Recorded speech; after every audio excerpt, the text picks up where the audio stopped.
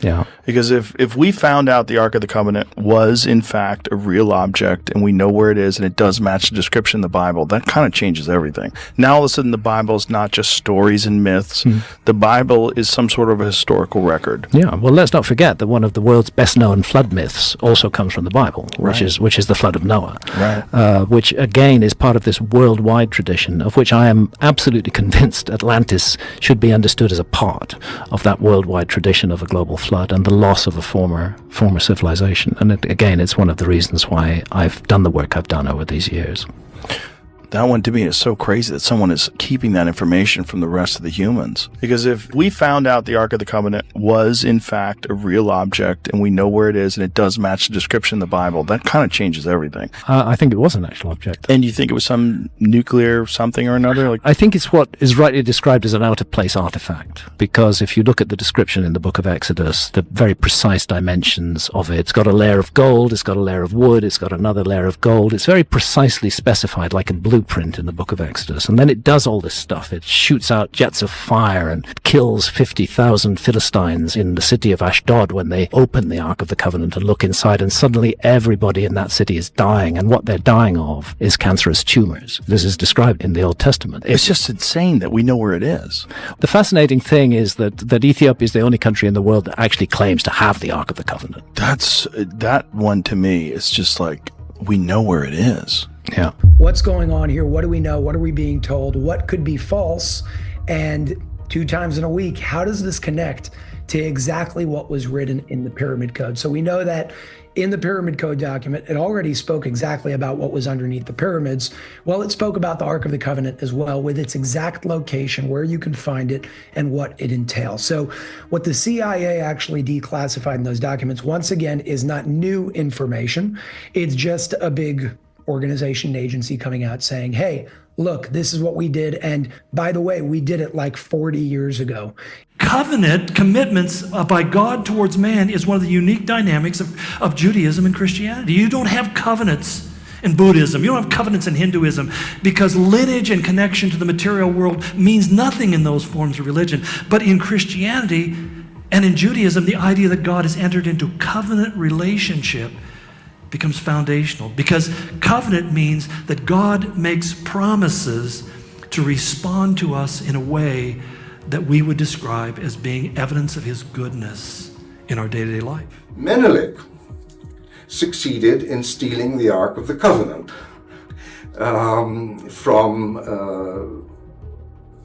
from Solomon's temple. And he brought it back by another ruse. All of these stories are full of characteristically legendary tricks. But he put a replacement in Jerusalem and conveyed the actual Ark of the Covenant by air. It was taken through the air at great speed to Axum. And the fact is that it is absolutely fundamental part of Ethiopian Christianity today. So this project is called Project Sunstreak, like streaking the sun. And it's using something called psychoenergetics. So you called something called remote viewing. Remote viewing is essentially this thing that is weird to most people, but it's very real. I've worked with remote viewers before. A lot of agencies work with remote viewers to find things that they can't find through traditional mechanisms, like missing bodies. I work with somebody named Patricia Mona. She found 30 missing bodies for the RCMP in Canada when they couldn't find it themselves. And it's all done through this really weird mechanism, but it works because these very big agencies actually use them. The CIA. The CIA's been using remote viewing for years. For a long time. This is not wacky stuff. Yeah. It's not wacky stuff, but it sounds wacky because we just don't understand. What do you mean projecting consciousness out to a specific coordinate of longitude and latitude and being able to understand exactly what's there? So they did this in 1988, and I want to read something real quick from their actual declassified documents from December 5th, 1988. It was a session by, they don't give us the name, but it's called Remote Viewer Number 32, which means they used over 30 people in this experiment to do it. This specific session lasted 90 minutes from 9:15 a.m. to 10:45 a.m. on December 5th, 1988. And it says the following. Target is a container. The target is what they're looking for on the longitude and latitude lines. This container has another container inside of it. The target is fashioned of wood, gold, and silver. The target is similar in shape to a coffin and is decorated with seraphim, which are like these gold-looking statues. This target is located somewhere in the Middle East, as the language spoken by individuals present seemed to be Arabic. Visuals of surrounding buildings indicated the presence of mosque domes. And I'm going to tell you right now that I know people are talking about, is it in Ethiopia? Because there's a lot of, Arabic-speaking people over there. No, it's under the Dome of the Rock, and I'll tell you how we know that in a second.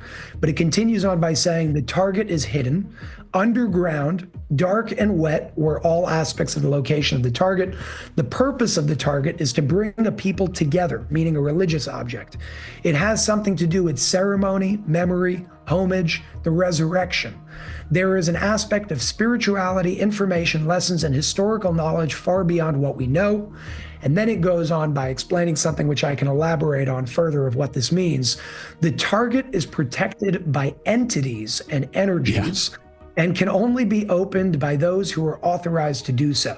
This container will not/cannot be opened until the time is deemed correct. Once it is time to open the container, the mechanics of the lock system will be found to be fairly simple. Individuals opening the container by prying or striking are destroyed, meaning they die, by the container's protectors, meaning its energies, through the use of a power unknown to us. Now, it sounds weird, but that's coming from the CIA. Let's not forget that. Yeah. Right. Yeah, this is like the sword and the stone. Someone in the chat Only says, the right people can pull it out, and the wrong people will be punished. And again, I get the vision of Atreyu going through those. Remember? Never ending Sphinxes. Never ending story. Yes, when he goes through the Sphinx, right? Right. Yeah, it's like only those authorized. This is amazing. Sorry, I got excited. So, it's okay. Indiana Jones in real life. That's what's going on here.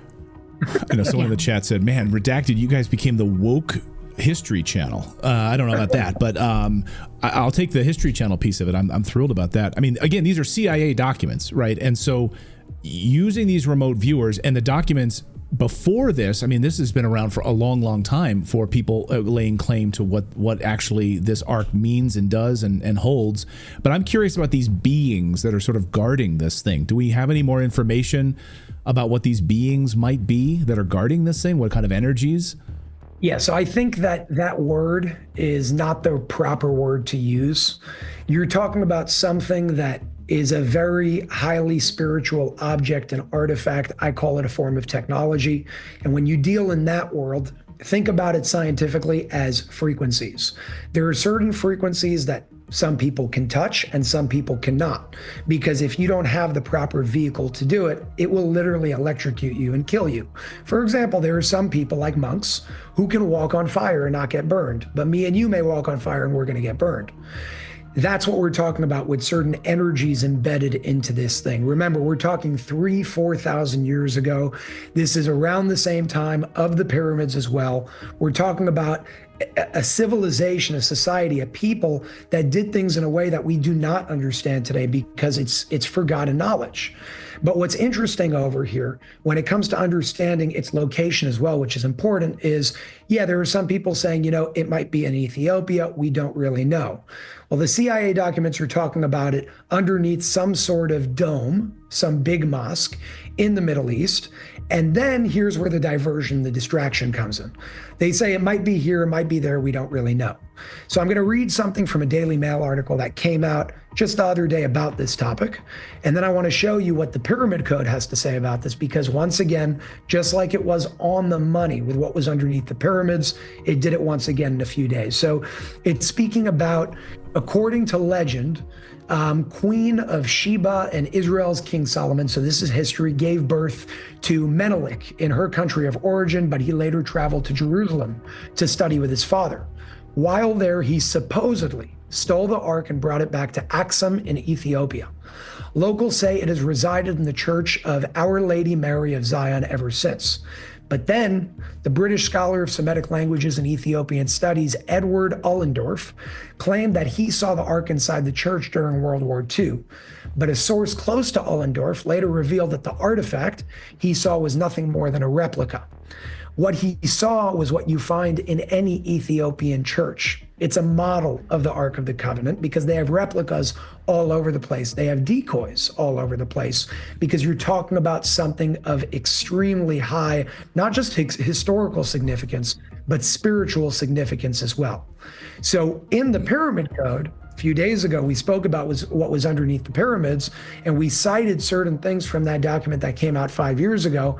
Listen to what it says over here.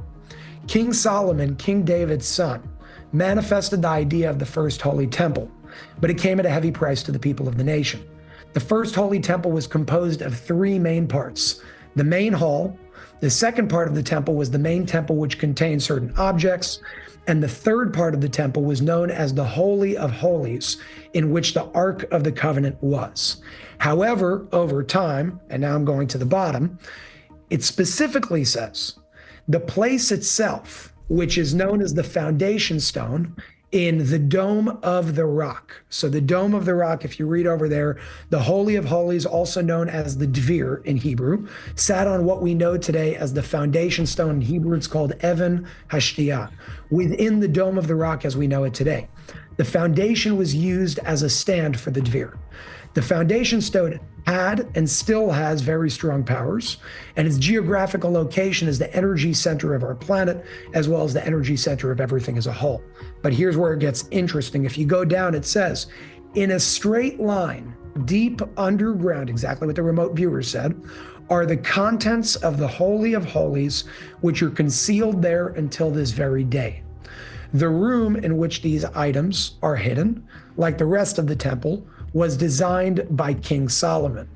And further conversations, if you want to call them, about the Pyramid Code, which is the series on Unified TV, further explain exactly where it is, roughly 180 feet below the base of the foundation stone, which is what the Dome of the Rock is actually built around on right now. It's called the Dome of the Rock because it's a massive dome over the foundation stone. Now, something that Candace Owens has been reporting on quite a bit lately is that a lot of the destruction of the Middle East right now by globalist powers, what she thinks is to purposely destroy Christian artifacts in this area. So this feels like a link to me. What do you think of it? I know you're not a war expert, but what are your thoughts on where the war is currently targeted? Yeah, but we could use logic to understand certain things. And what we know is, again, factually, like the center of war in the world is there in the Middle East. It's yes. It's the aspect of everything around Israel. Everybody's fighting over it. And the 3 main monotheistic religions, which is Islam, Christianity, and Judaism, all look at that place as this is our place.